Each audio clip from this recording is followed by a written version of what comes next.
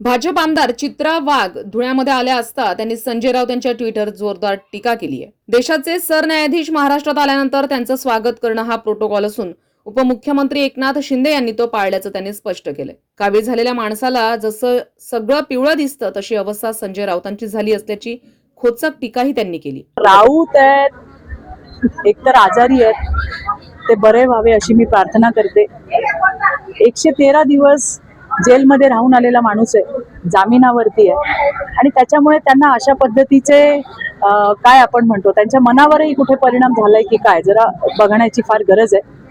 शिंदे साहेब जे आहेत, एकनाथ शिंदे साहेब हे राज्याचे उपमुख्यमंत्री पण आहेत, त्यामुळे प्रोटोकॉल जो असतो की जेव्हा सरन्यायाधीश येतात किंवा आणखीन उच्च पदावरचे जेव्हा व्यक्ती आपल्या राज्यामध्ये येतात त्यावेळेला त्यांचं स्वागत करणं हा प्रोटोकॉल असतो आणि त्या प्रोटोकॉलच्या अनुषंगाने ते त्या ठिकाणी गेले असतील। केस तर आहेच, ते लढतायत, त्याची तारीखही आलेली आहे, युक्तिवाद कोर्टामध्ये चालू आहे, त्यामुळे त्याचा आणि याच्याशी संबंध लावणं हे मला वाटतं काही योग्य होणार नाही। राज्याच्या उपमुख्यमंत्री होण्याच्या नात्याने त्यांनी त्या ठिकाणी आपले जे सरन्यायाधीश आलेत, पहिल्यांदा आलेत, त्यांचं स्वागत त्या ठिकाणी केलंय।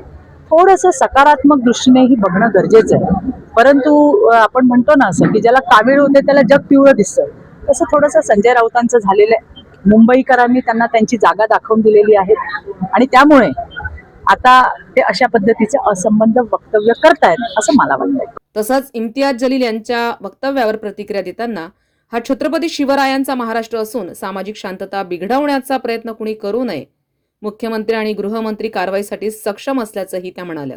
हा छत्रपती शिवाजी महाराजांचा महाराष्ट्र आहे, इथं भले भले आले, सगळ्यांना पाणी पाजायचं काम छत्रपतींनी केलेलं आहे, त्यामुळे अशा पद्धतीच्या वल्गना कुणी करू नये आणि अशा पद्धतीने राज्याचा समतोल बिघडण्याचं, सामाजिक शांतता जी आहे ती बिघडवण्याचं काम कोणी करू नये आणि जर त्याचं केलं, त्याचा प्रयत्नही जर केला तर निश्चितपणे आपले मुख्यमंत्री आणि गृहमंत्री देवाभाऊ अतिशय सक्षम आहेत।